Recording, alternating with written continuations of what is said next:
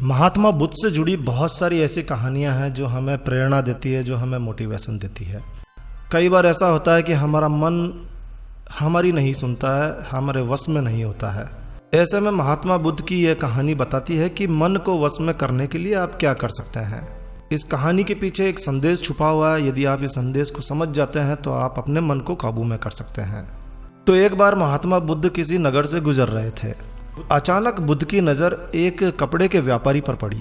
वो व्यापारी बड़ा ही दुखी और हताश नजर आ रहा था।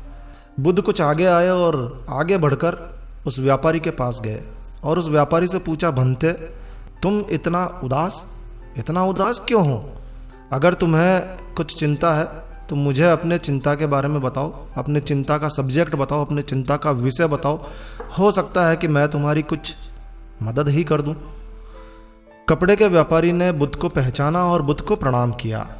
से आदर सहित उन्हें दुकान के भीतर बुलाया और फिर उस व्यापारी ने कहा, हे भगवान, जब से मेरी पत्नी की मृत्यु हुई है तब से मेरे घर पर मेरे छोटे बेटे की देखभाल करने वाला कोई नहीं है और इसीलिए मैं हमेशा अपनी दुकान पर उसे लेकर आता हूँ।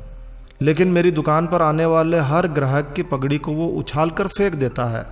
कभी कभी तो उनका झोला उठाकर बाहर फेंक देता है, उनका थैला उठाकर बाहर फेंक देता है। मैंने इसको बहुत बार समझाया, बहुत डांटा, लेकिन यह है कि समझने के लिए तैयार ही नहीं है। और इसकी इस हरकत की वजह से मेरे सारे ग्राहक खुद को अपमानित महसूस करके वापस चले जाते हैं और धीरे धीरे ये स्थिति हो गई है कि मेरे पास अब कोई ग्राहक आना ही नहीं चाहता है। बताइए मैं क्या करूं? बुद्ध बोले, बस इतनी सी बात, इसमें मैं तुम्हारी सहायता कर सकता हूँ, पर तुम मुझे वचन दो कि मैं जो भी करूँगा, जो भी कहूँगा, तुम उसमें दखल अंदाजी नहीं करोगे और ना ही कोई प्रश्न करोगे। तब व्यापारी बुद्ध को वचन देता है कि ठीक है, जैसा आप आदेश करेंगे वैसा ही होगा। अगले दिन बुद्ध एक पगड़ी पहनकर उस दुकान पर आए और एक ग्राहक की भांति वहां आकर बैठ गए। व्यापारी का बेटा आया और बुद्ध की पगड़ी को उछाल दिया। महात्मा बुद्ध मुस्कुराए और कहा, बहुत अच्छा, जाओ उस पगड़ी को वापस लेकर आओ।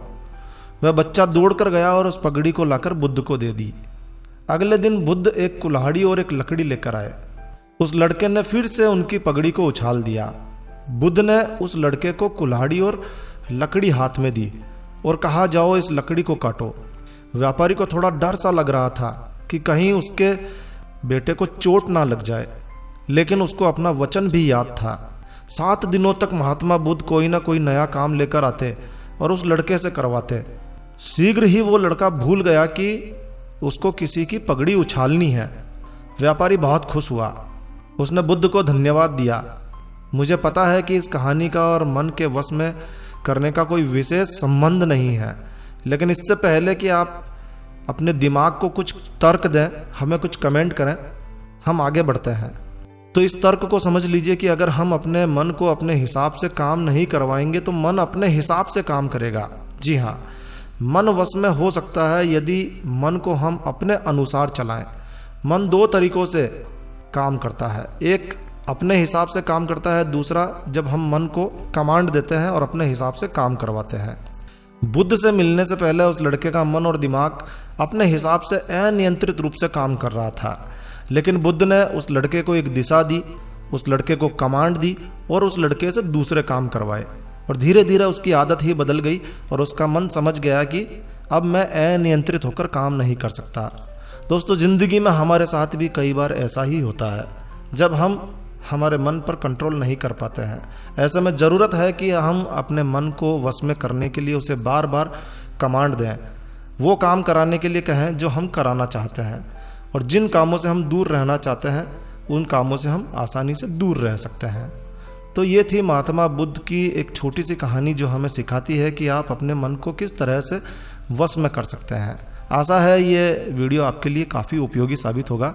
तो बस इस वीडियो को यहीं विराम देते हैं। दोस्तों, यह वीडियो, यह कहानी, ये जानकारी आपको अच्छी लगी हो, यूज़फुल लगी हो तो कृपया लाइक के बटन पर ज़रूर क्लिक कीजिए। और यदि आपने हमारा ये चैनल सब्सक्राइब नहीं किया हुआ है तो कृपया चैनल सब्सक्राइब कर लीजिए, क्योंकि इस चैनल पर हम लेकर आते हैं आपके लिए तरह तरह की धार्मिक जानकारियाँ, होम रेमेडीज, होम टिप्स और टेक्निकल नॉलेज। तो सब्सक्राइब करने पर आपको हमारे नए वीडियोस की अपलोड्स लगातार निरंतर मिलती रहेगी। तो अभी सब्सक्राइब के लाल बटन पर क्लिक करके चैनल सब्सक्राइब कर लीजिए। तो एक नया वीडियो, एक नई जानकारी लेकर मैं आपका दोस्त नरेंद्र अग्रवाल फिर मिलूंगा। तब तक के लिए stay healthy, stay happy. Thank you for watching my video. Thanks. जय श्री राम, जय हनुमान।